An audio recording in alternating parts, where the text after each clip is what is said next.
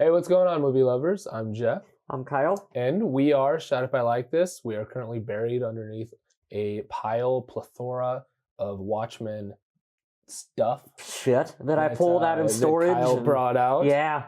I was like, hey, Jeff, I think I was a really big fan of this movie when it came out because I have everything Watchmen related from this time period. Even the soundtrack. Both of them. Both of them. Yeah. The movie score and the licensed music for the film. There's a lot of... It's weird. Before we jump into it, there's a lot of licensed music that they use for like 10 seconds. Yeah. And then that's it. Yeah. That's like, I want to talk about that more in length when we get into the film. So this is episode number 57. Mm-hmm. Year 2 of Shut Up I Like This. Ooh. Older and more grizzled. We are, of course, obviously talking about Watchmen, 2009. Rotten Tomato score. Critics have this at 64%, which is a little more than I thought it would be. Should be higher. Definitely should be. Critics should be at like 90-some. Definitely should be. This is a fantastic film. Yeah. But for all the for all the flack that it gets, I was honestly surprised to see that it got a 64%. Yeah. And audience score, of course, is higher, 71%. Both of those are too low. It's for one of my favorite movies, obviously, that's way too low on both accounts. Why do people not? What's the complaint? We might have to pull some. Yeah, we'll have to pull it up at the end of it and see. Maybe we'll do that last. We'll go through some bad reviews or something just to figure out. It's always fun to look at stupid headlines from years ago and see what people didn't like. Definitely, because especially watching this, 9 years later, everything holds up. Everything looks great. Actors are fantastic. Yeah, you could release this in theaters today, and it would I would for sure. Yeah. But I think I don't know I think who is it? Is it Netflix or someone that's turning The Watchmen into a series, TV series? What? Yeah, because I was reading a little bit about some casting and stuff before we started recording. I haven't even heard anything about this. Yeah, they're going forward with like a TV series on Netflix. I think it was Netflix, like Netflix or Hulu or one of those online streaming services. Oh, Tubi? Yeah, Tubi TV. Gotta get a plug in for them. Yes, Tubi TV. Lots of great free films, and go on Tubi TV. You can download it on your PS4. Go online. I use it on the computer. Yeah. So anywhere you like, on your phone, on the go, anywhere you go. Tubi TV. Unpaid. Yeah, we don't get paid for that. We just really like them. I just completely jerk off Tubi TV for nothing. Maybe they'll see this and see me with the sweet strokes. I still want to tweet them and be like, "Oh yeah, we definitely should." We really like your guys' service. Almost I was kind of bummed. I had to pull out the DVD for this one, but this is a Tubi TV. Coming up soon, Harry Brown. Yes, next week. Yep. Harry Brown. Looking forward to that. That was a Tubi TV. Tubi TV. Good find. Definitely. Yeah. I'm so glad I found somebody to talk to about that. But today we're talking about Watchmen.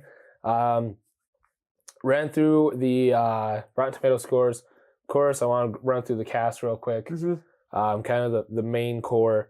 Start at the top. I think it's Malin Ackerman. She's Silk Spectre Deuce. Billy Crudup. Sally Jupiter, I believe. Sally Jupiter. Silk Spectre too. Billy Crudup. I'm a huge Billy Crudup fan. Of course, Dr. Manhattan. Nails it. Fantastic. Yep. Matthew Good is Ozymandias. Very good, charismatic, kind of high school quarterback guy that is that huge thinker. Yeah. He's the smartest man on earth. Exactly. Yes. And he still has that Playboy-esque Bruce Wayne kind of feel to him. A little bit. I kind of like how they found the perfect guy in Matthew Good for that. Yeah, I thought so too. Jackie Earl Haley. Ooh, Rorschach. Absolutely killed it. Another great casting. Nails it. Yeah. Jeffrey Dean Morgan, comedian. Awesome. These are all fantastic. Awesome. There hasn't been a miscast. This was the first time I remember seeing Jeffrey Dean Morgan in anything was The Watchmen. I don't want to talk. Are you gonna name some big thing that he was in before that I'm like, not really? How do you not P.S. know? I love you. Okay, so I remember when he was cast in Walking Dead, and that was at a period in time where I was still heavily into the show. Yeah. When he was cast as Negan, I was like, oh my god, that's the comedian from The Watchmen. And a lot of my friends were, what? Oh, really? What the fuck is that? And I'm like, no, trust me, he will be good as Negan. And definitely. I don't know, I kind of fell off on Walking Dead, but that's here nor there. He was also, in Batman v Superman, he played Thomas Wayne very, very briefly at the beginning of the movie. I've got some cool trivia that'll kind of tie back to that. Because of course we forgot to mention Zack Snyder. Yeah, directed this. We'll get to that in a minute, but finish the cast. You can finish the cast rundown. Yep, Patrick Wilson as Night Owl. I'm a huge Patrick Wilson fan. Everything he's in, talk about Insidious, Conjuring, even A-Team where he's the bad guy. Yeah. He's in a great film called Lakeview Terrace with Samuel L. Jackson. Oh, I love Lakeview Terrace. I like that movie a lot. Patrick Wilson is kind of underrated as fuck. Definitely underrated. And this is an interesting role for him because you don't think of him as being able to pull off like a superhero. He does it well. Right. Very, very well. I love Patrick Wilson. And he's in upcoming Aquaman. Oh, yeah. So looking forward to that. And then kind of the last one is Carla Gugino as Silk Spectre Uno. She plays both versions, old and young, of herself. Which is cool. Love Carla Gugino. I recently just saw her in Haunting of Hill House on Netflix. Oh, I haven't watched that yet. Great series. No spoilers. Great series. No spoilers. She's fantastic in that. First thing I remember, of course, Spy Kids. She's never seen it. She's the mom in Spy Kids. She's great. I love her and everything she's in Sin City. All that stuff. Cool. I wanted to give a shout out to Moloch, played by Matt Frewer, who is Max Headroom from back in the day. For anyone a little older, we all love Max. And yeah, Matt's cool to see pop up in anything he does. There's that great shot where he's sitting with the gunshot in his head. Oh, right. And he's just like leaning back with the lit cigarette. That's a panel right out of the comic book. And I don't know, that's just a perfect role for him. He plays very well on strange little characters. Even for a couple of scenes. Yeah. It just fucking crushes it. Yeah. And then, of course, director Zack Snyder. We've talked about Zack Snyder a lot on this podcast. We're huge Zack Snyder fans here at Shut Up, I Like This. Huge Zack. Love everything he's done. He's done great work. I hope he continues to do great work. Of course, everybody knows the debacle with the Justice League and with his child. Yeah. And everything that happened over the last couple of years.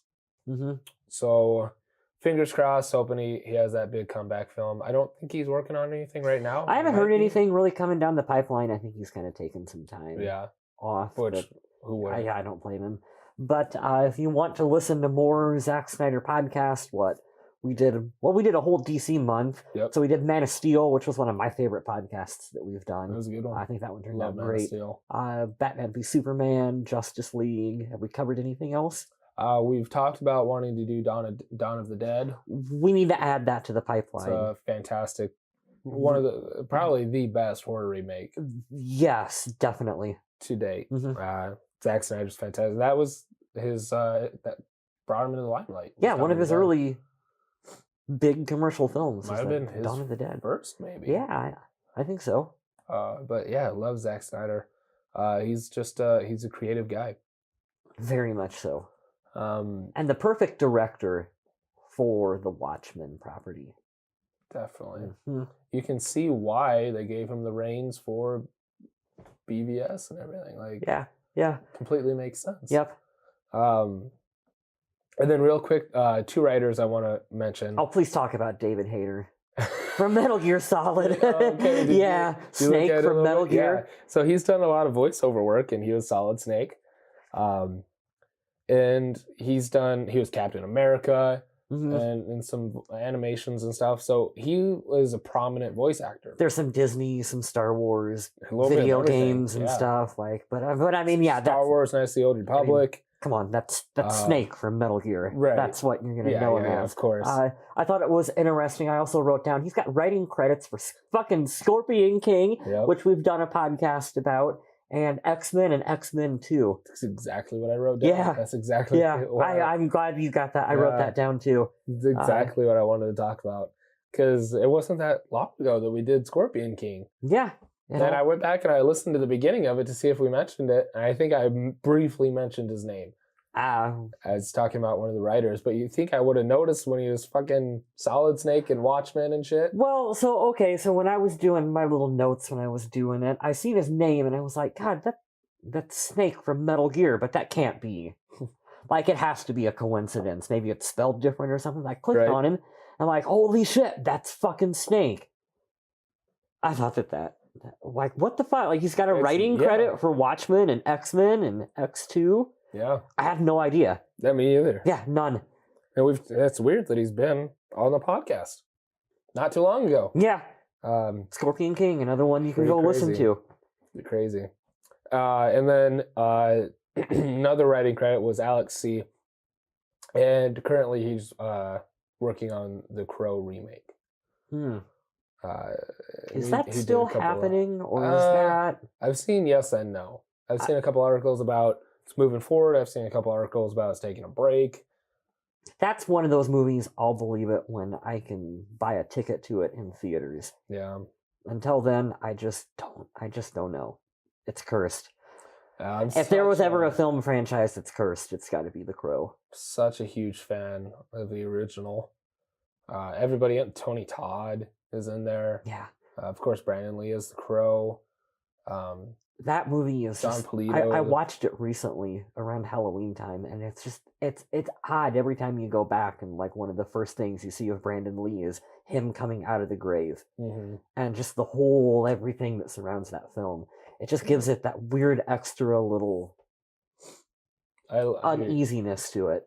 I watched or read something about Michael Massey, the fun boy, who actually shot the projectile. It's not his fault. No, not at all. No. But he took it fucking hard. He took a couple years off. He didn't want to, kind of went in a depression. Do you blame him? No, not at all. I just, it was a good piece. I forget if it was an interview. I didn't read it that long ago. But I wish I remembered what it was. But yeah, I'm such a huge fan of that original film. I was the Crow for Halloween in high school and stuff. But if anybody were to do it, I think they found the right guy in Momoa. Oh yeah, for sure. For sure. I love Jason Momoa. I can't wait for Aquaman. Yeah. To come out. That's gonna be fucking good. That's gonna be good. So that's the cast. Real quick while we're talking about that, Carla Gugino is in Man of Steel as the voice of the computer. Okay. The floating thing. Patrick Wilson's going to be in Aquaman. Jeffrey Dean Morgan was in BBS. Billy Crudup was in Justice League. Who was he in Justice League? He was Flash's dad in jail. Oh, really? Yeah, he was Henry Allen. Oh, cool. And he's rumored for the Flashpoint film. Awesome. So now all we need is Jackie Earle Haley, Matthew Good, and Malin Ackerman to. You'll get him in. There. Snyder will get him in future films. I hope so. Somewhere. Before we get going, I think this is a good point to fit in a little Alan Moore discussion. Right. Writer of the comic over there. Alan Moore is a legend in the comic industry from doing V for Vendetta. Watchmen, V for Vendetta, From Hell, Batman the Killing Joke, my favorite Batman comic of all time, Alan Moore. What else? League of Extraordinary Gentlemen. Oh, that's right. Is another one that he did, which is another podcast that we've done.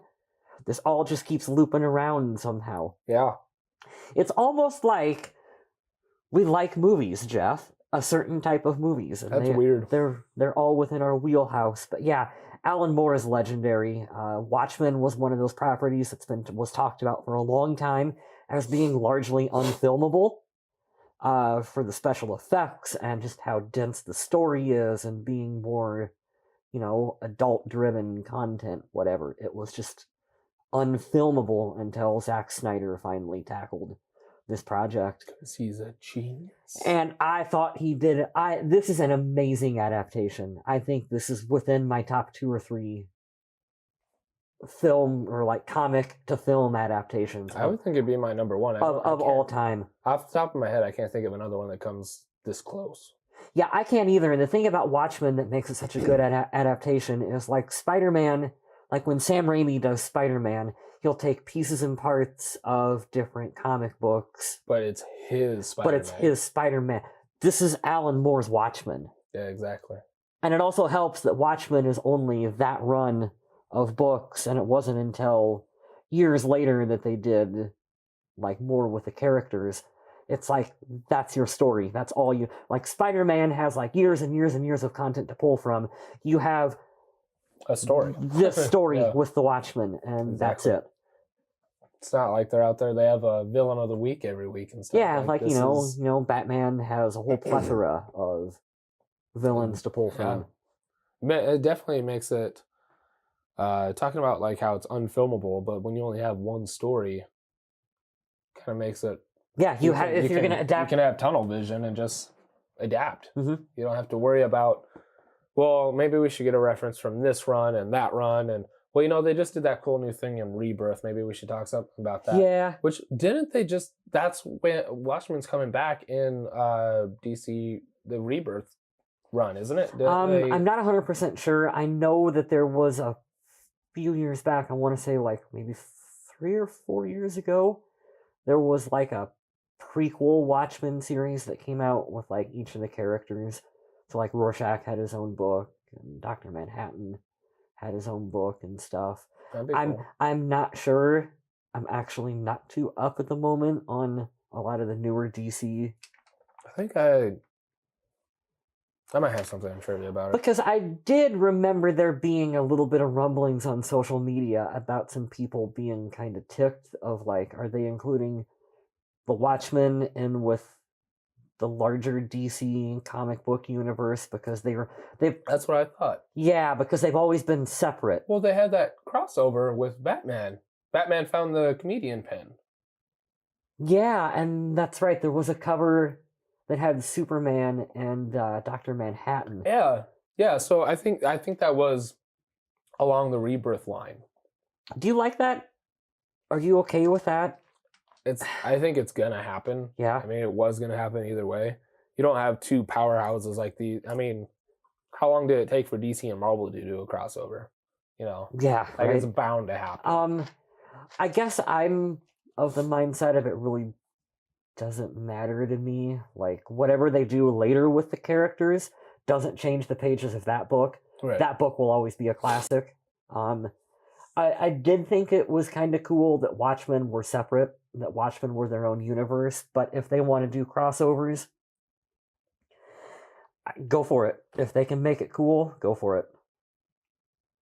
Yeah, I definitely agree. What you looking? I was just looking at the back of the case. I know. There's some cool stuff on there. Yeah.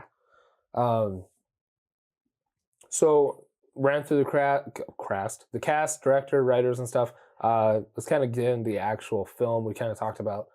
We briefly talked about the books. We talked about everything. So, kind of one last thing I want to add to that, is for as great and brilliant as Alan Moore is, he's also a bit of a dick. He is. And you're allowed to be when you're Alan Moore. Sure. Yeah. But I think he should still at least give some of this stuff a chance. Yeah. He's very openly like, we're gonna fucking watch that. Fuck that film. It's like, fucking give it a shot, maybe. I don't know. I mean, it's not... Snyder is...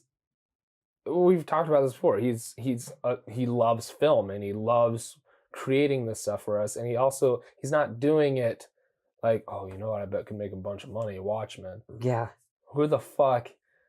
He's doing it because he loves it. It came from a place of love. And yeah, and of yeah, I don't know what the because word I'm you can for look is, at, like I was kind of telling you last night, when you go back through and like you watch the movie and then you flip through the book, you can look at panels that are directly represented in the film. There's a lot of like, this shot in the movie is this panel from the book. There's dialogue that you read the book and there's like large chunks of dialogue that are pulled right from the comic right into the film. And you can see, oh, well, they took part of this panel and part of this panel and put it together, and that was a bit that Rorschach said, and you only get stuff like that from someone who is being very faithful to the source material, and I think that's what Zack Snyder excelled at. Definitely. Taking the best parts of the comic and making it come to life. Even little things that, like, the ending when they're in Antarctica and Night Owl puts on that big heavy coat and the Arctic mask. Like, that's in the book. Yep. Because, I mean, you look at that in the book and it's like, oh, that's kind of silly. How would they do that? They fucking make it work in Watchmen. Yeah. It looks cool. It looks great. He looks like a Antarctic Black Panther. Yeah. Yeah. He looks like White Panther. And now we're kicked off YouTube. Ooh, racial.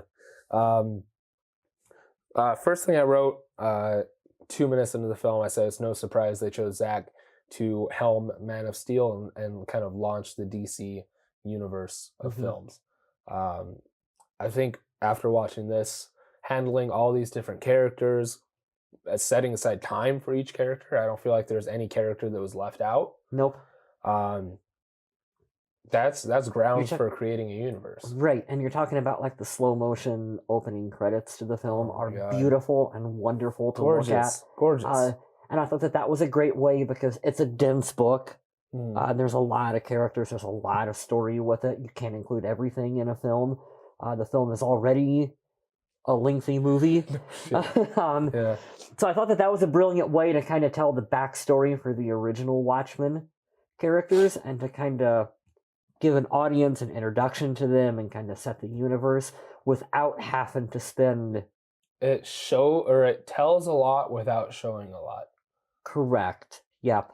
And in the length of the song, you get 40 years of history almost. Exactly. And I really felt that was a great way to do that. Definitely. And of course, the music that plays throughout the whole thing, like you talked about at the beginning with the soundtrack. Yeah. There's a soundtrack with all the actual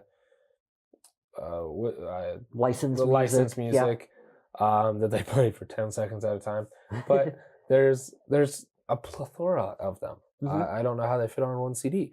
And then what's the other CD? There's all the... That's the film's instrumental like background score, which I was a big fan of. Obviously, I bought the soundtrack for it.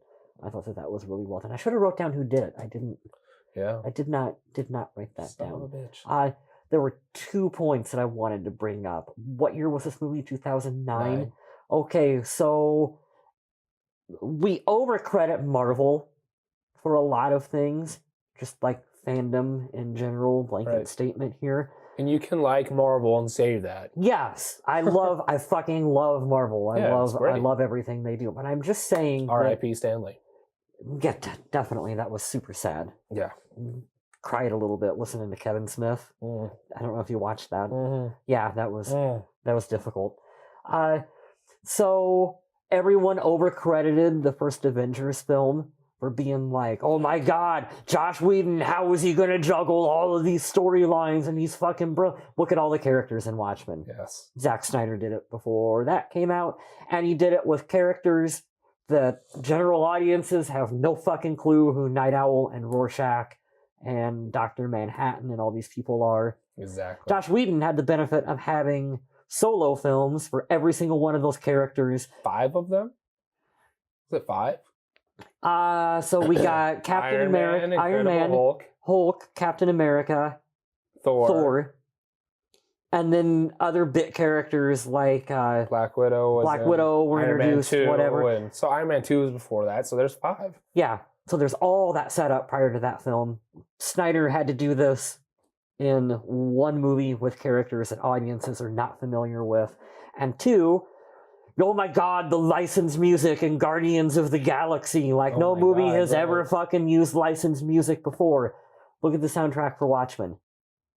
That much licensed music. Yeah. Like, not as hip, not presented as hip, not as cool. I mean, he's using, like, Nat King Cole and shit. Flight of the Valkyries in this movie.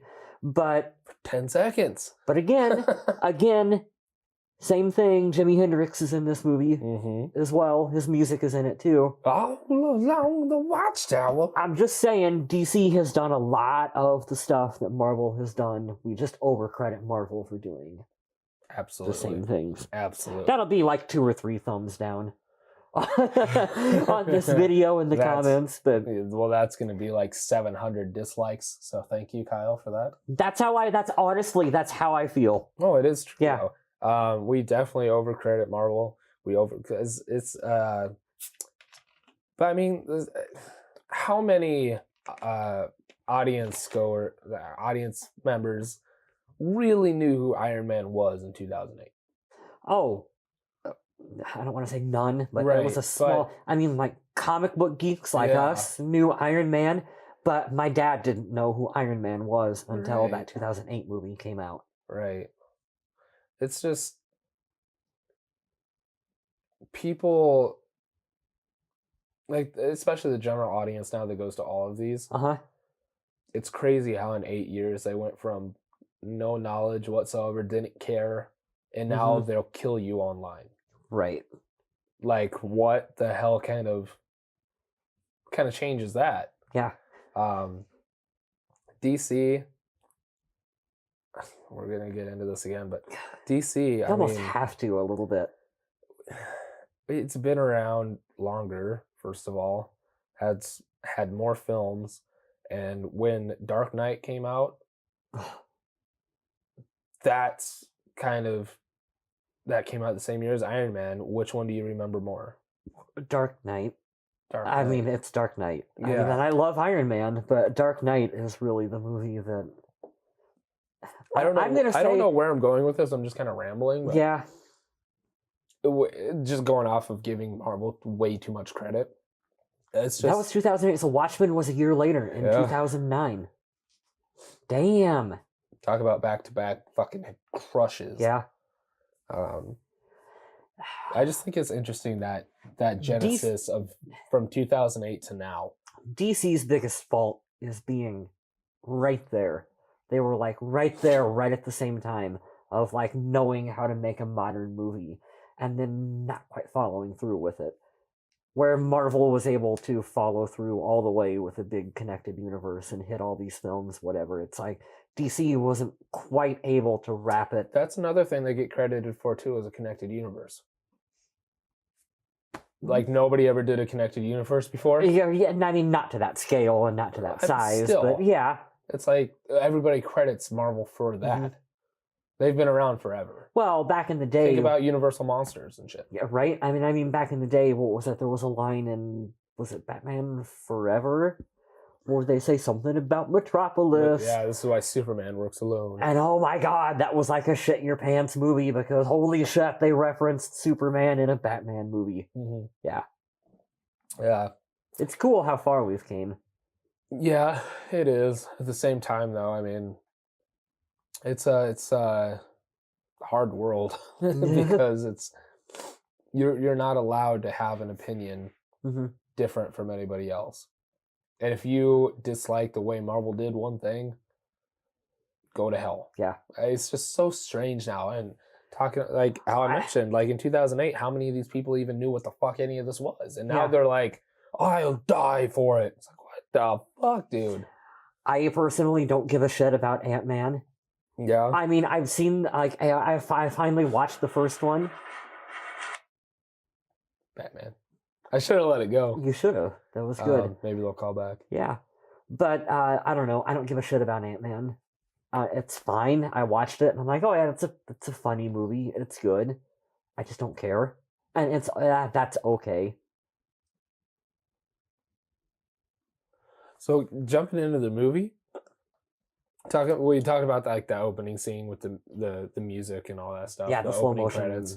The first fight with Comedian in his apartment is good. Fucking beautiful. It's I've mentioned this before, but watching that stuff is like watching ballet. Like how fluid the movements are, and it's just pretty to watch.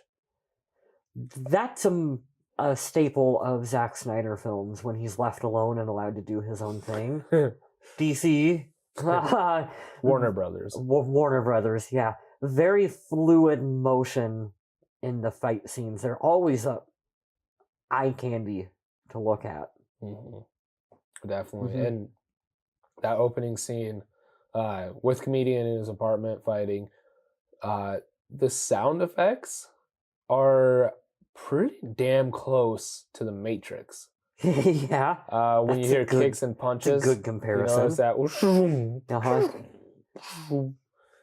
That was terrible, but you know what I mean. It's I do. Like when comedian punching through concrete pillars, and Neo does that. Yeah. You know, and the sound effects when he swings that punch is like, it's like It's exactly. Yeah, I know what you mean. It's like bullet time. God damn it! I wish I could do it. Bullet time, Max Payne. Oh my god. Effects and stuff. Yeah, that opening fight with comedian immediately draws you in. Yeah. And of course the button and the blood and everything's taken straight from the comics. Oh, there is so much of that. So much of this. The window scene. So much of this movie visually is taken from panels of the comic. Exactly. That's what makes it so much fun to go and watch. Those effects are cool. You know how he does some of that? Like they will like ratchet strap someone like down or like off camera, whatever, so that when they get punched, like when they go to throw the punch, they'll pull the actor back. And Jesus. Yeah, and so that's what gives it that kind of that quick fluid motion. I think I remember watching on the DVD, like where he goes through the coffee table, they had the stuntman like ratcheted down and was actually like pulled through. We're gonna slingshot you through a coffee table. Yep. Okay, let's go. Yeah, pretty much. Jesus. But that's why it gives it so much weight and intensity, because it's not just like pretend fall back. Yeah. It's like actually like getting like physically. I like that. Like pulled back. I'm not gonna do that, but I like that. No. That does bring about one of the changes from the comic to the movie, is that in the book, the characters are, you know, someone like you. You decide to mask up, and you're gonna be a superhero, whatever you want to call it. Right. They don't have super strength. They don't have super strength except for Dr. Manhattan. They just don't. They're just like normal people. Right. In the movie, because you want to make it more visually interesting, whatever, they kind of have more super strength. That's why you see him punching through pillars and doing stuff. But that's a decent change, I think. I'm okay with it, because it's a movie. You want to make them more visually powerful. Mm-hmm. Yeah, I like having more of that power and weight behind it. Yeah. Yep. It's definitely, it looks a lot better.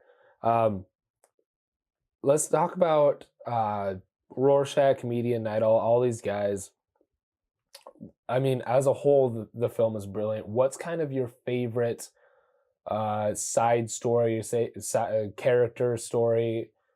Who's your favorite? That's difficult because... I mean, exactly. They're all great. That's difficult because they're all great. I really like Rorschach a lot, which is kind of an easy answer because I think everyone likes Rorschach. Yeah. But, I mean, he's cool for a reason. And then just his backstory is fun. You just like him because he's a ginger. That too. We're not represented very well in films, exactly. Unless it's like Ron Weasley from Harry Potter. So that's cool.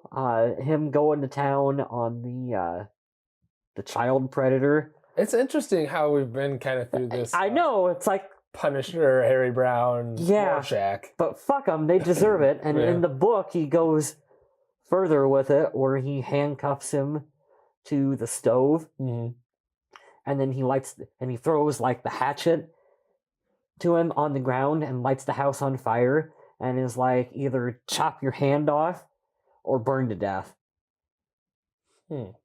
Yeah, I like it in the movie. In the movie, he just like hammers him, and then he just keeps going. It just keeps going with it. I like that. He's cool. Dr. Manhattan's story is fucking awesome, but I don't know. I think I would go with Rorschach. Yeah, is mine. What about you? Yeah, I mean, obviously Rorschach, but just to be different, I'm actually gonna go with Night Owl. Yeah. Just because I'm a huge Patrick Wilson fan, I think he plays that character great. I love You mentioned when we were watching it, like it's kind of weird that he's like kind of out of shape and stuff. Yeah. I mean, he's a big guy. So- He's got broad shoulders and shit, but he's a Mhm. little pudgy. And I think it's interesting that like they are playing retired. It's 8 years 8 after years they've been afterwards. retired. And after I dove back into the book, I'm like, that's right. He's supposed to be out of shape. Yeah. That fits. And I think I kind of relate to Night Owl the most. Because when he has that mask on, he's just a badass. He's Yeah. Batman 2.0. But without, I mean, Patrick Wilson does a great job of just playing this slumped over, timid, Yeah. like leave me alone. Yep. Like, oh, I mean, it's good to see you, but you just want to have a beer. Yeah. He's just good at playing that timid weirdo Mhm. loser. Because without that helmet Yeah. mask thing, he's a loser. Yeah. And I think, I mean, a lot of us can relate to that. Definitely. It's very opposite of Bruce Wayne. Bruce Wayne's a billionaire playboy. When he puts on Batman, he's even more badass. Yeah, no one relates to Batman. Exactly. But when Night Owl takes off his mask, he's He's just like slumped over eating Chinese Yep, food, that's takeout. that's what's cool about a lot of these characters, is they're supposed to just be people. Yeah. Yeah. Exactly. I mean, Comedian's story. got a nice little story arc. Yeah, going on, too. It's completely unrelatable, but Yeah. it's. But I forgot how difficult some of this film was to watch. oh yeah. There's rape, there's murdering a pregnant woman. I forgot about that, Mm-hmm. and that great line when he's talking to Manhattan, and Manhattan goes, she was pregnant. You just gunned her down. And he's like, yeah, well, you could have turned the gun into dust, the bullets into mercury. Like, why didn't you stop me? Yeah. And he kind of guilts him into like, well, you could have fucking did something. And He then doesn't. Manhattan's like, shit. That's what makes You're right. Dr. Manhattan such a good character too. Yeah. Just He's he's lost his humanity because he doesn't relate with he's a god, and he doesn't relate with anyone because no one is on his level anymore. yeah. He just Which, I mean, the thing with Manhattan that bothers me, for as cool as a character he was a human for how many years? And in 10, 15 years, like, he just completely forgets? yeah. Huh. I don't know. He's definitely an interesting character for how he does deal with humanity, but I just feel like you would remember what it was like to be human, especially since he still has relationship with Sally or I whatever. think he sums it up pretty well at the end of the movie, where he was talking to Adrian Ozymandias, and he's like, you're no more, you might be the smartest man on Earth, but you're no more to me than like what the smartest cockroach would be to you. All right. So he's really like, I don't relate. That's true. I don't relate to any of you. Yeah. Yeah. Being the smartest human on Earth would be like being the smartest termite. Uh-huh. Oh man, but still, come on, Manhattan. Poor. He's walked on the face of the sun, Jeff. Oh man, that's a cool. He's line, witnessed too. events so small that you can say that they didn't even happen. Or That's. he says it much cooler than how I just butchered it. I've witnessed events so small and quick that you might not even say that they've occurred at all or something. That's probably one of my favorite The last lines time in I the had film. a hookup. Huh? Oh man, Manhattan saw it though. Yeah. Let's just have a moment of silence. That turns oxygen to gold. Yeah, I've got some trivia about that Oh too. my god, it's so quotable. There's a lot of great lines in this. Speaking by everybody, one of my favorite from Rorschach is it was used in the trailers. All the dirty politicians and blah blah blah will look up and shout, "Help us!" and I'll whisper, "No." Yeah, that's good stuff. Quit being assholes. You know, like, I don't have to save you if I don't want to. Mm-hmm. Don't be a fucking dick. Rorschach. Let's do favorite scenes real quick. Okay. Because I want to talk a little bit more about Rorschach. In the jail, I think I sent this to you like a week or two ago. Yeah. Just because I was so excited about it. Which in this is a longer scene, and the one that I watched, it was like 30 seconds long, but it's like a 3-minute scene, so I don't know why it got cut. But I love the line. For time, it's a lengthy movie. It was still 3 hours when I watched it. Yeah. The extended cut's like what, 4? Yeah, I have watched the director's cut. It's got 24 minutes of footage. I don't know what the runtime is on it. I can't. So it must be like 3.5. Yeah, it was a long. Because it was like watching a football game. Exactly. Yeah. Because I've seen that, and when we got to the lunchroom, the cafeteria scene in the prison, it was like half of the scene. Yeah. I was like, what the hell, dude? But my absolute favorite scene, Rorschach in the prison in the cafeteria line, guy's fucking with him. He beats the shit out of him with the tray, grease, boiling hot grease all over him. He's screaming. Which is very painful to look at. Yeah. Working in the kitchen, I get grease burns all the time. I can't imagine. Oh, man.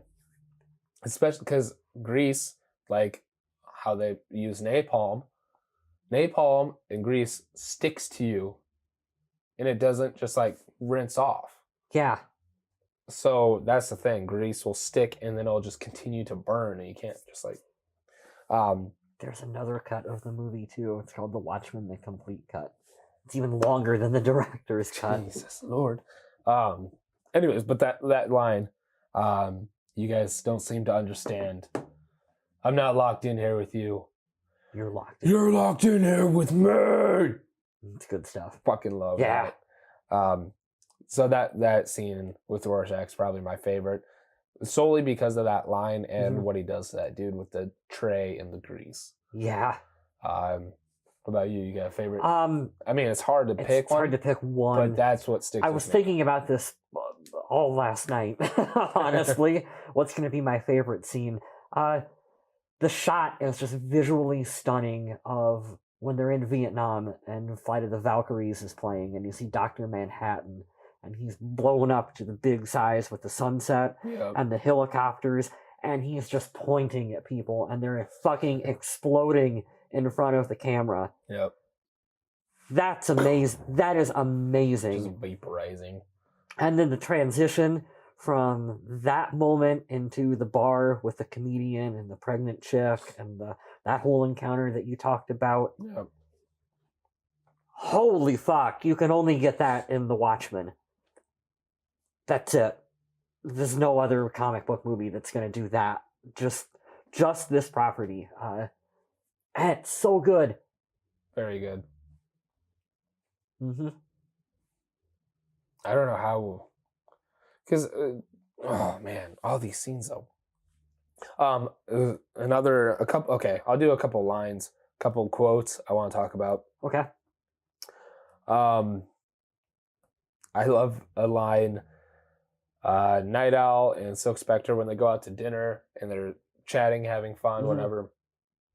And Patrick Wilson's talking about this kid who, I mean, not a kid, an adult, whatever, that posed as a supervillain, so he could interact with them. And he's, arrest me. No, go home. Could be. Yeah. And he goes, she goes, whatever happened to that guy? And he goes, well, he tried doing that for Rorschach, and he dropped him down an elevator shaft. And they both start laughing. Oh, no, really? Yeah, that's Rorschach.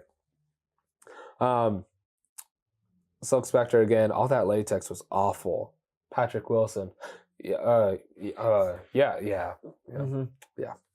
must have been awful. I think this is comedian when he's talking to Moloch in bed. Only our enemies will leave roses. Yeah, that was Jeffrey Dean Morgan. That was a great little line. That could pretty much sum up comedian as a whole. He talks about even his friends. He doesn't have any friends because nobody likes him. Yeah. You're the closest thing to a friend I have. How fucked up is that? Up. Yeah. Arch nemesis for however long is your closest friend. I love I don't know how to say it. I forgot what it was. Clown Plochi joke. Oh, yeah.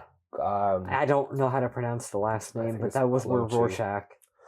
And yeah, Rorschach just goes, I heard a joke once.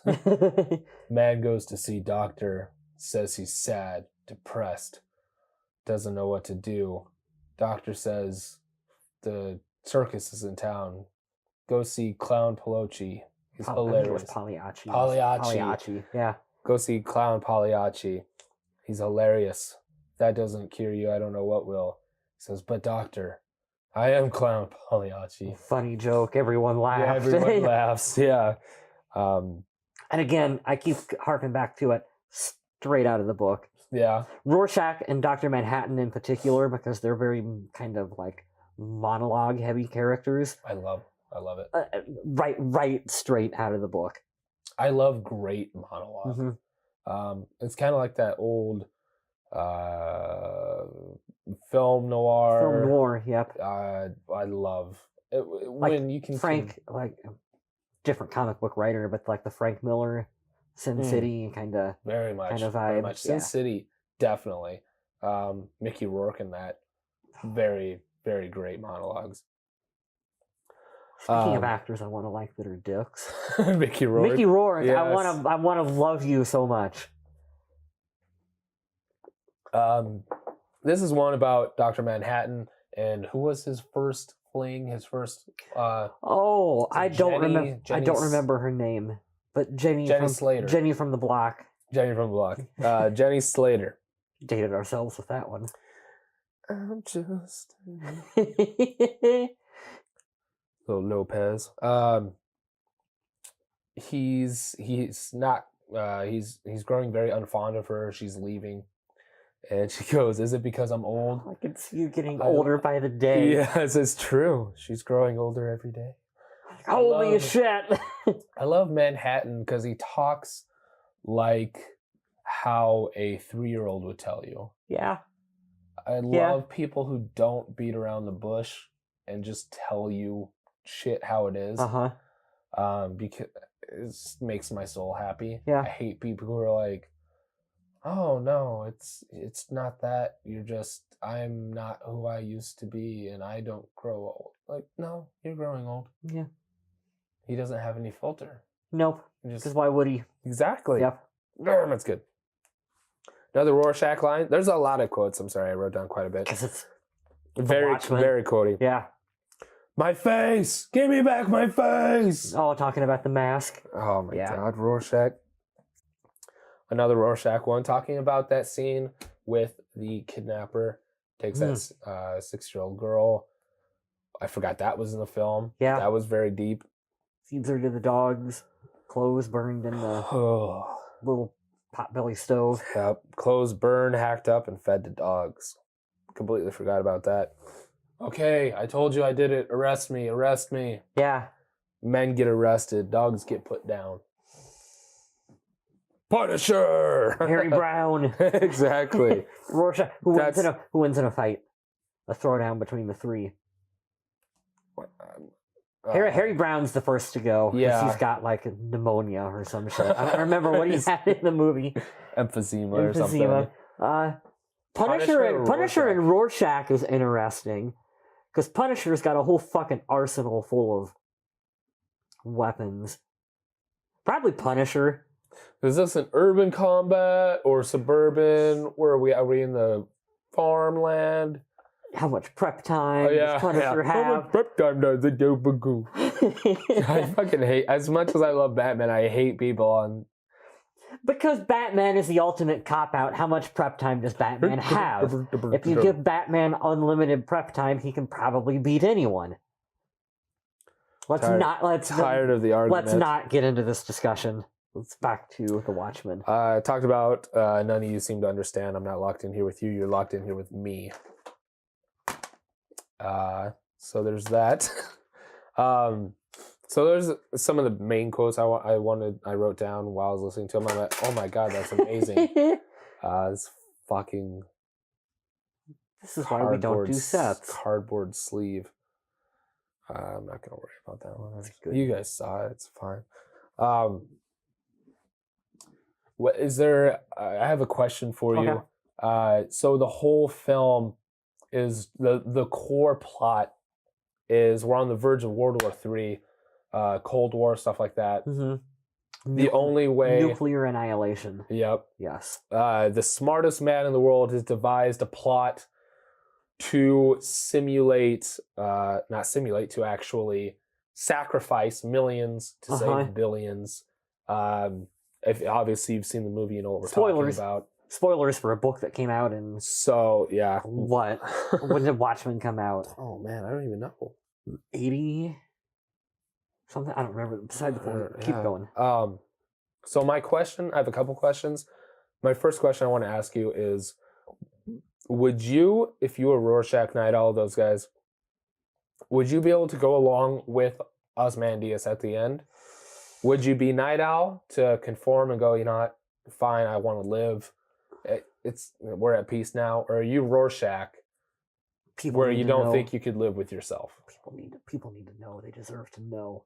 I'd probably cop out and be Night Owl. Yeah, that for sure. Yeah, I don't have as strong of morals as Rorschach, apparently. Which is crazy that Rorschach is the moral high ground of the Watchmen. Out of all of them, he's the one that's like, the people need to know. Yeah.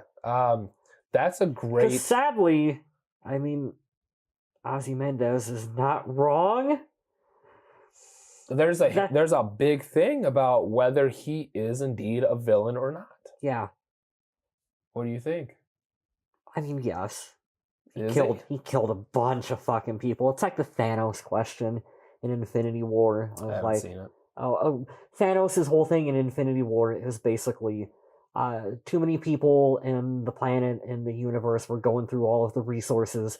He gets the Infinity Gauntlet. And he's like, not everyone. And so he does the snap to kill half of the universe's population to balance everything out. Because he wants balance.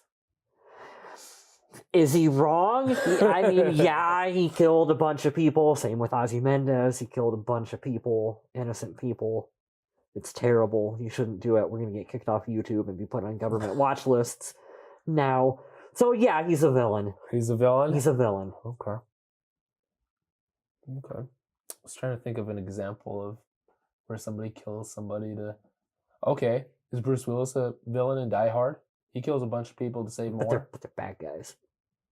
You're telling me, and all the people that got killed, all of them were saints? I don't know. That's the same thing of like the Death Star. They blew up the Death Star. Was everyone, when they were building the Death Star, a bad guy? Or were they just like fucking like... construction workers and shit? The construction workers and shit. They were just trying to get fucking credits. Right. So they can go back home and feed their family. I mean, I don't know. No, that's a good point. That's a good little... Yeah. That's a decent little comparison right there.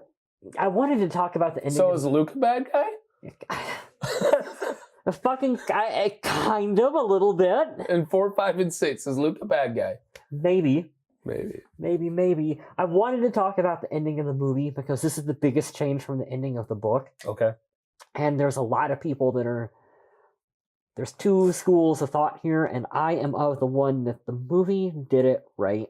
Not saying that the book did it wrong, but in the book... Do you know how the book ends? Do you remember? No. I know you said it's been a while. Something about...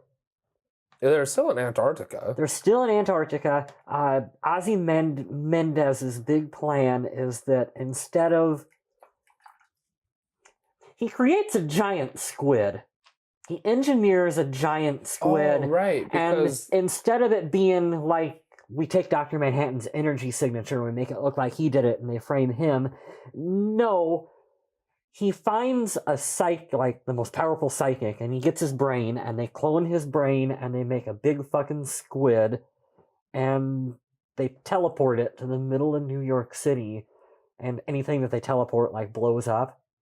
And so the squid fucking thing blows up, and the psychic energies of it kill a bunch of people for some reason, and the rest of the people think that an alien invasion happened, and the alien invasion unites the world, and endings are difficult. I don't necessarily think that that's a good ending. It kind of works for the comic book, but it's very kind of...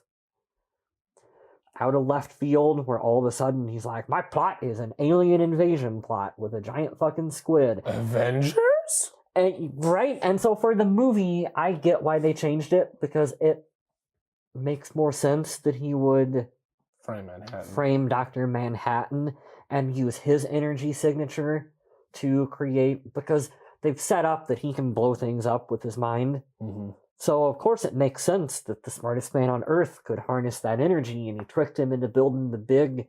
That's what I liked. Energy reactor. And yeah, I like it. It makes it more personable with the characters. And in the book, there's still a lot of the same, like, Manhattan still leaves in the book. Goes to Mars. Goes to Mars. Does the whole thing about how I'm going to a galaxy less complicated than this one. Like, all that's in the book and all that's in the movie, it's just framed a little differently. There was, now that you talk about that, there was, in the film, oh man, I can't remember. Some company or something that you can see that Ozymandias is working on is something Shield.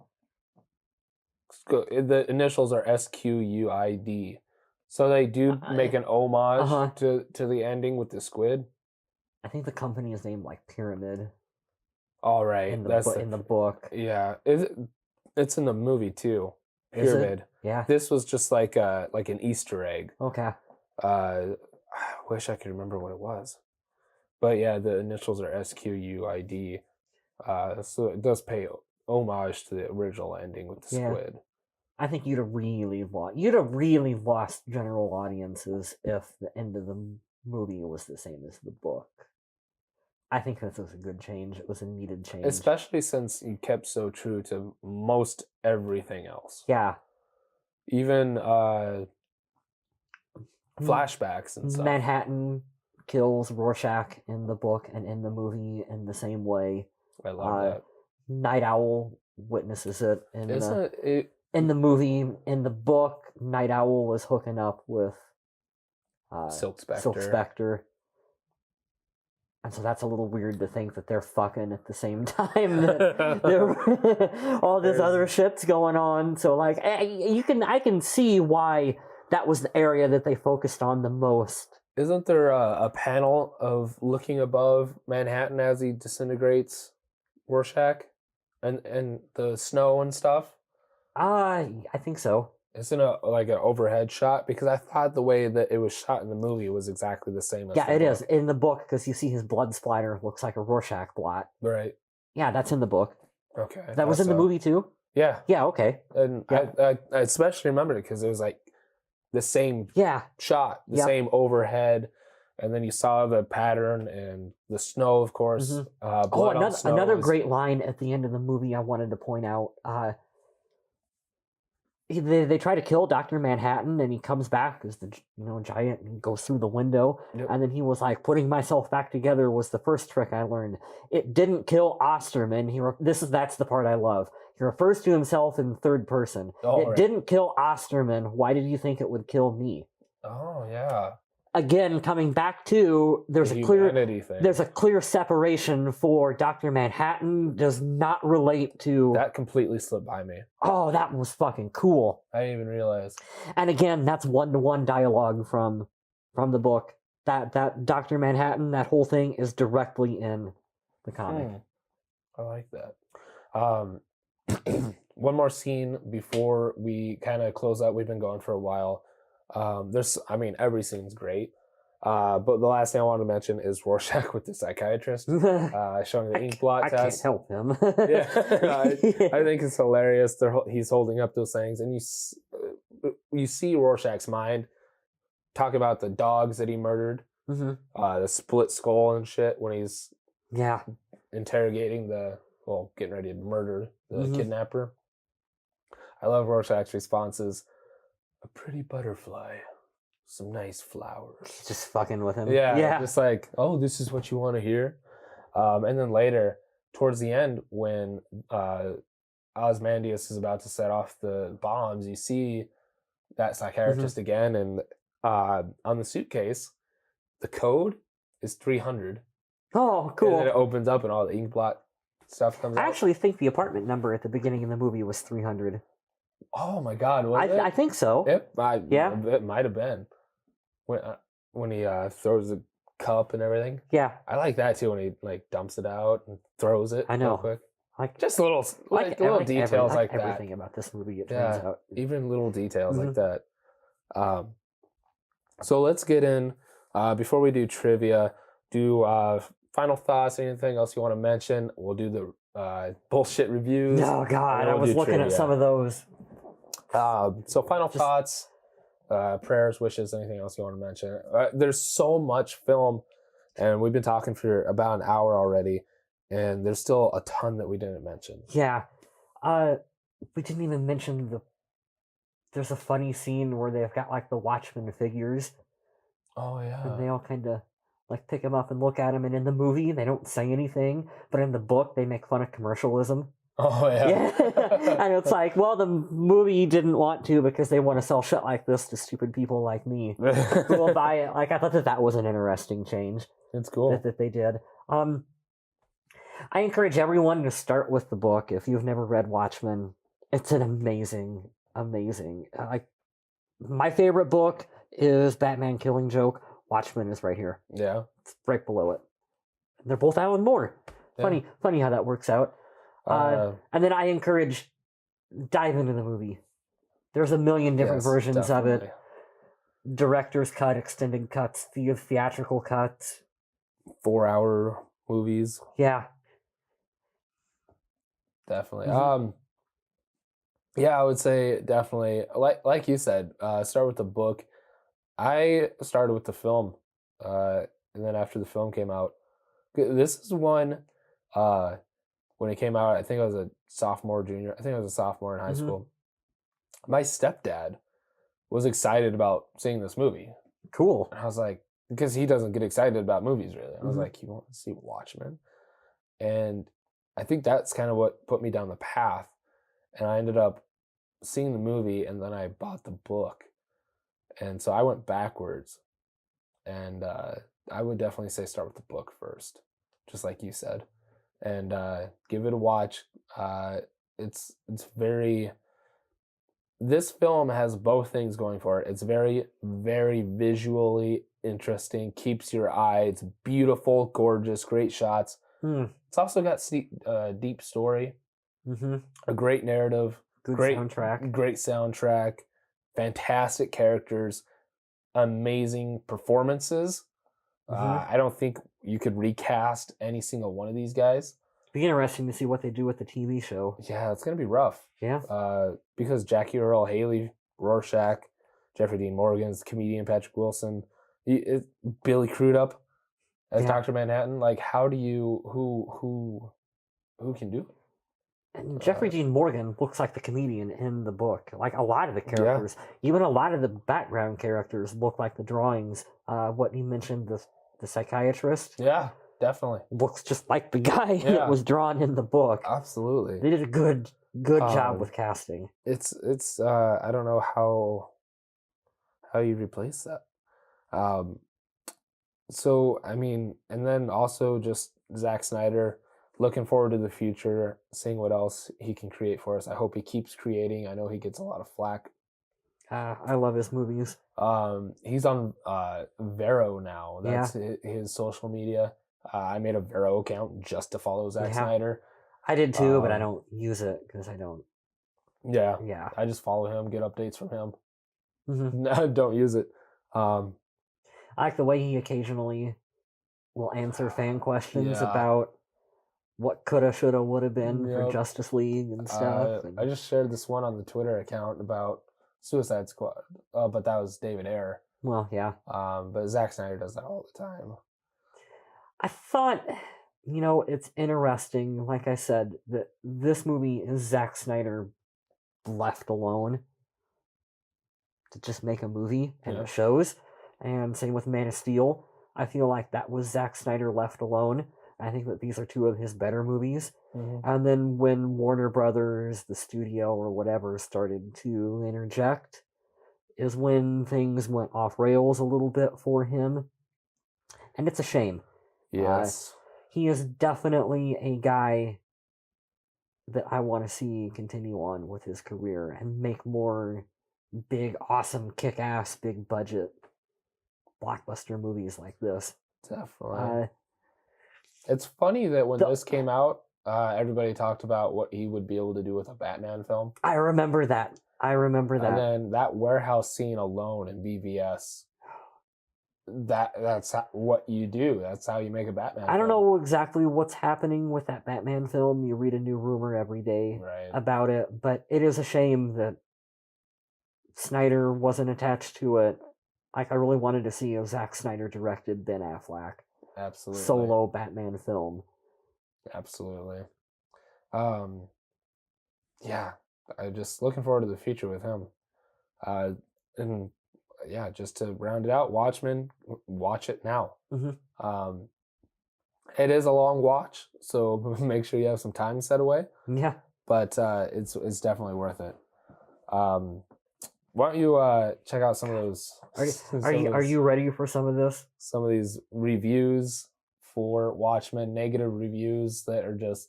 Let's see if we can defend them. Read one. We'll see what we can say to.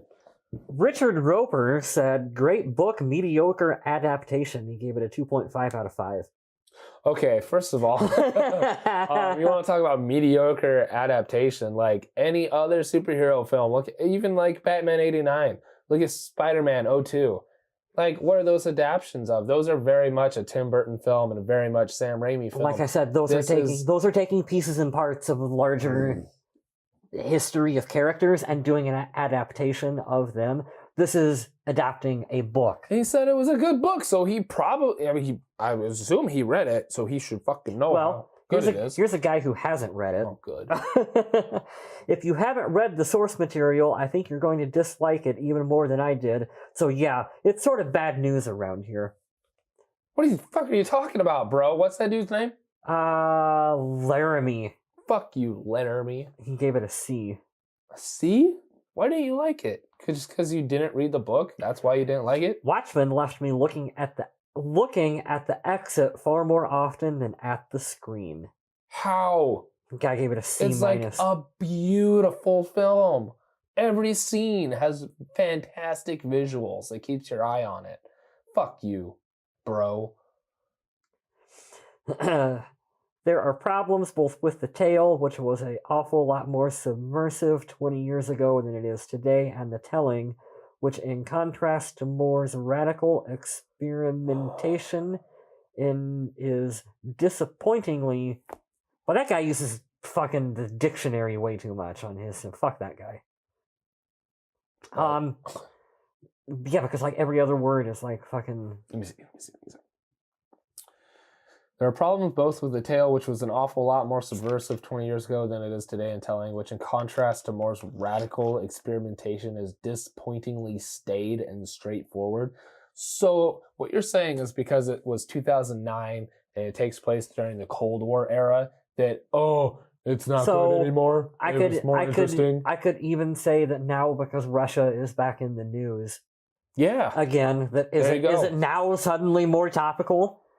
Would that guy jerk all over the Watchmen today because Russia is in the news? It's so topical. So this story that was wrote 20 years ago is really relevant now. So fuck off, dude. Dumb. We didn't really touch upon the fact that I love the way this is an alternate history. Yeah. I love those. There's a lot of cool stuff, like the comedian being the shooter on the grassy knoll for JFK. And the puff of smoke was his cigar. Yep, and just the whole, for some reason, Nixon gets elected like 5 fucking times. Right. I really didn't... I like it. Very stark contrast to that, but how Forrest Gump does it. Yeah. Just replaces... Dr. Manhattan shakes JFK's hand. Oh, yeah. That was really cool. Who's the original? Is it Elvis Presley? In Forrest Gump. I think it's him. Yeah. Well, I didn't like the guy who played Nixon. Yeah. I thought that the makeup was a little too overdone. Yeah. They tried to make his nose look like a dick. It was like cartoonized. Yeah, and this was also right around the time Frost Nixon came out. Oh yeah. Remember that movie? Yeah. And that Vaguely. That movie had the really good portrayal of Richard Nixon, obviously. Who did Nixon? Give me a minute and I can tell you. I But I can't just remember. remembered that, like, oh, you watch one and then you watch the other, and the Watchmen version standing out as being really. It's a comic book. It's supposed to be cartoony, I guess. I don't know. Yeah, looking at that nose, it was like a little dick. Yeah, that's totally what they went for. Let's see here. Frost Nixon. Frank Langella. What? Richard Nixon. Oh my god. Yeah. No kidding. He's a genius. Probably. Skeletor. That's right, he was Skeletor. Oh my god. That's why we know him, but he's a fantastic actor. He's up there. I'm not gonna say along the lines of like Ian McKellen or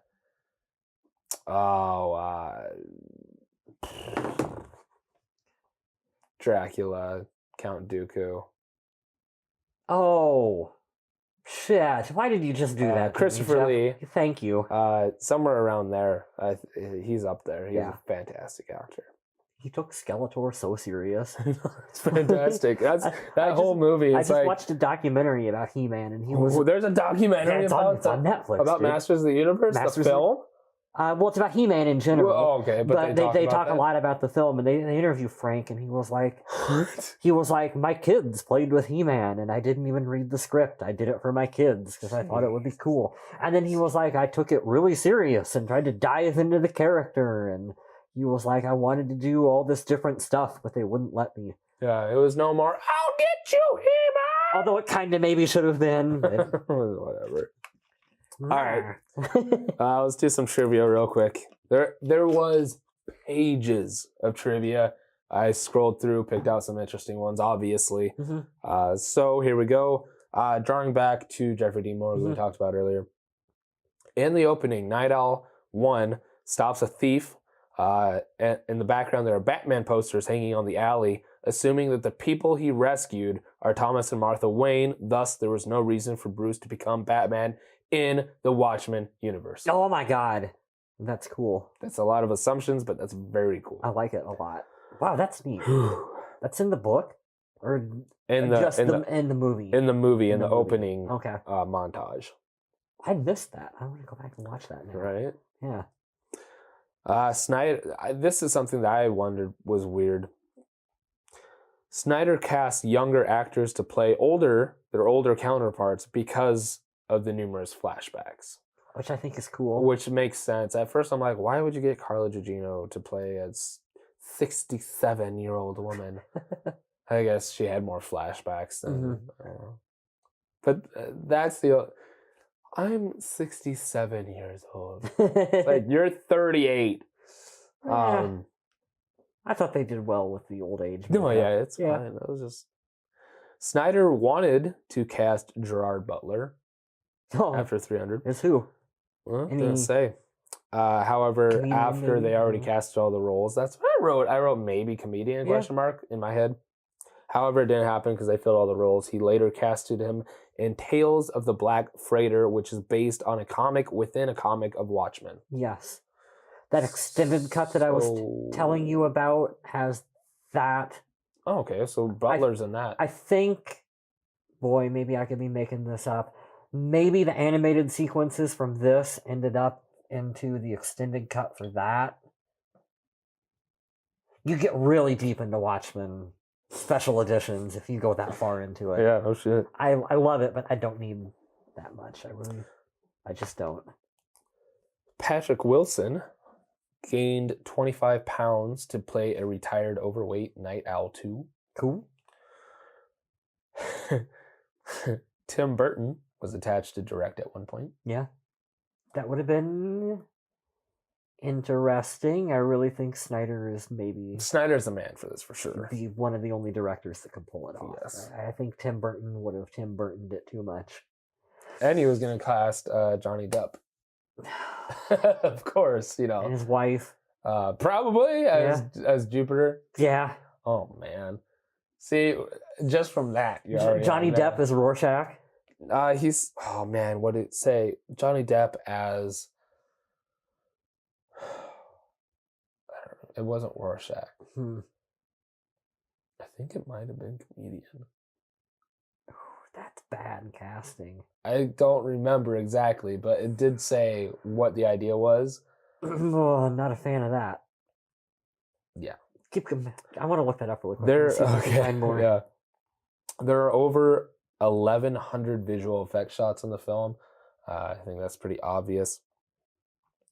$7 million had already been spent in pre-production before the project came to Zack Snyder. Yeah, like I said, this movie was one that was been talked about for a long time. Development was hell. Yeah. Yeah, as you can... $7 million worth of it before it got to Zack Snyder. Johnny Depp for the role of the comedian. Oh my god. He ended up doing Sweeney Todd instead, passing on the offer. Wonderland. Wow. Right after that. Yeah. I thought it was something like that. Glad that didn't happen. Billy Crudup wore a white suit with blue LEDs all over him for scenes with other actors. I remember that from the special features. I thought that was really cool. That was how they got the glow effect. Yep. Yeah. I don't... Actors are something special because I just giggle at that. Yep. I'd have a hard time. This is a bummer. We recently just did Punisher. Mm-hmm. Thomas Jane turned down a role due to a busy schedule. No. What role? I don't know. Oh, Night Owl? I don't know. I could see him as Night Owl. Who do you think? Or Ozymandias? Night Owl. Night Owl. Night Owl. I could see him as that. Because there are... you think about the Mist, Punisher, you always think of Thomas Jane being that badass. But he's got roles where he's slumped over. Well, I think... Oh, man. Well, I mean, in Face Off, he's kind of a geek. Mm-hmm. And I think maybe in Dreamcatchers, he was kind of geeky. I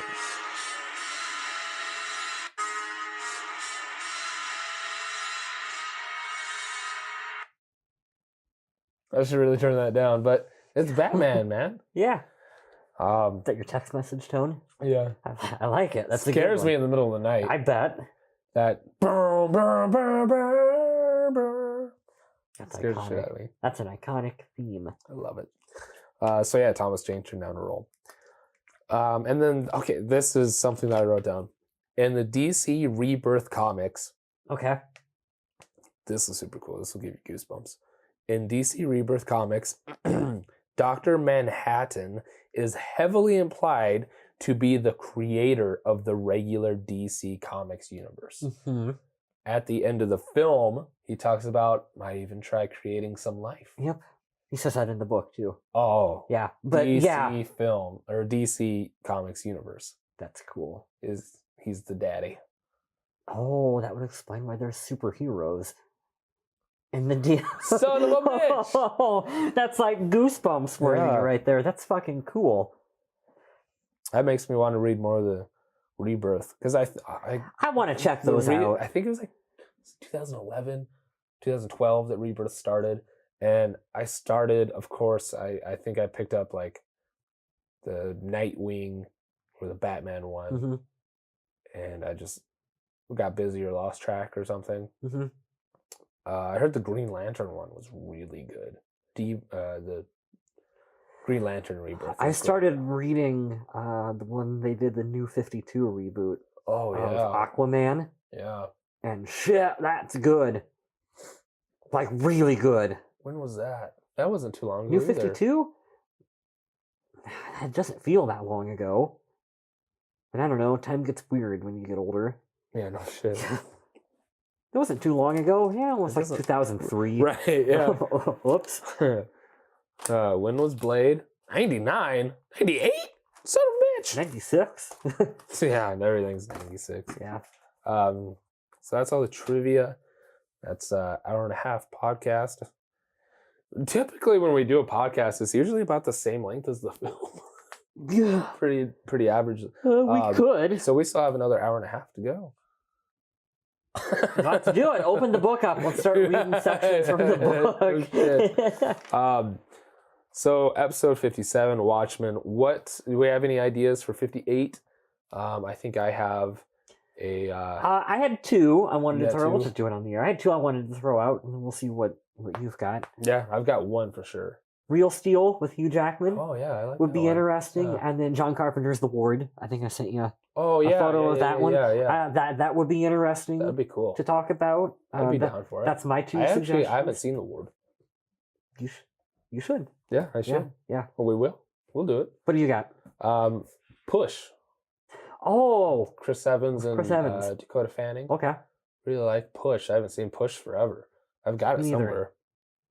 So there's a couple different options right there. We've been talking about Push for a while now. Should we do that one? Yeah, we can do Push and then we'll do Ward. Okay. Okay, sounds good. So Real Steel. Yeah, and I really want to do Real Steel for some reason. You want to do that after Push right away? Yeah. Then? Okay. Have you ever seen anyone talk about Real Steel? No. That's why we're here. Yeah. Okay, so episode 58 will be Push, and then 59 will be Real Steel. And then we should do another live episode here soon. Maybe we could do it for episode 60. What do you think? Yeah, I think that sounds good. We want to do the Ward live? Would that be a good one to do? We'll figure live out. Okay. We'll chat after the air. Yeah, you guys heard it on that one. A couple weeks. We'll look to do a live episode. Of course, it'll probably be like a Sunday night or something. Yeah. So look for that.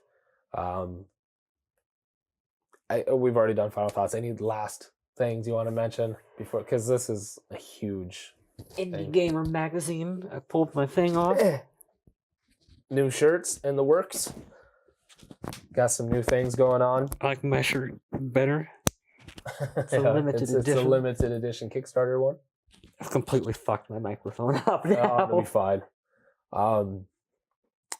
Facebook, Twitter, shut up, I like this, obviously.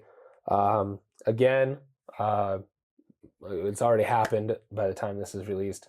We're now strictly on YouTube, no longer audio. The old audio, before we started video, so like episodes 1 through 20 maybe, or 18, somewhere in there, the audio will still be available on the page, pantheonnetwork.com. So if you guys still want to listen to, we talk about Man of Steel podcast all the time. That's a good one. Hellraiser was audio only. So all those. I'm glad you said Hellraiser. There was a shot in the movie that looked like something out of Hellraiser where Manhattan is blowing people up, and you see like on the ceiling, that's like the rib cage, and like the arm, dangling down and shit. Yeah. That looked like something out of Hellraiser. Yeah, that was definitely. fucking cool. This has a lot of blood in it. When he's blowing people up, it's like the first couple times he blows people up, it's just gore. Yes, and then afterwards, it's like he like dematerializes them. Fuck yeah! Oh, I forgot about that too. That was good shit. Hellraiser Judgment podcast coming soon. I will burn this down. Your favorite movie. Jeff really loves Hellraiser Judgment. What a disappointment. Yeah, I know. If I wanted to, oh my god! Now I know how my mother felt. Watching Hellraiser Judgment. That's how my mother feels about me. God, that movie sucked. I hate saying that. Didn't we read something about a Leprechaun reboot? Yeah, you said something about that. Do we need a Leprechaun reboot? No. Oh my god. So the website, pantheonnetwork.com, everything's up there.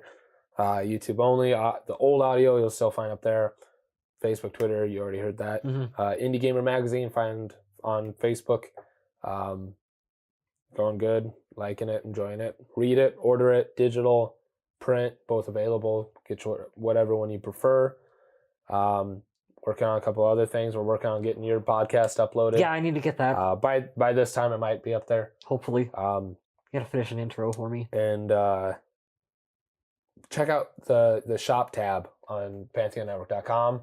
Working on getting the new shop set up, so it should be all up there. God damn it, Kyle. Knock everything over. God damn it. Pimp the mug. So the mug, the new Indie Gamer t-shirts, the Shut Up I Like This t-shirts, all that stuff will be up there. So give that a look. Go get yourself some merchandise. It's pretty cheap. You can get a t-shirt for $12. So you can't beat that. Yeah. Anything else? I forget anything? No, I think you got it all. Next week, Push. Thank you guys for listening. Thank you guys for watching. That's a new one. Yeah. Shop I Like This from the Pantheon Network Studio. We'll see you next week for Push. Thank you.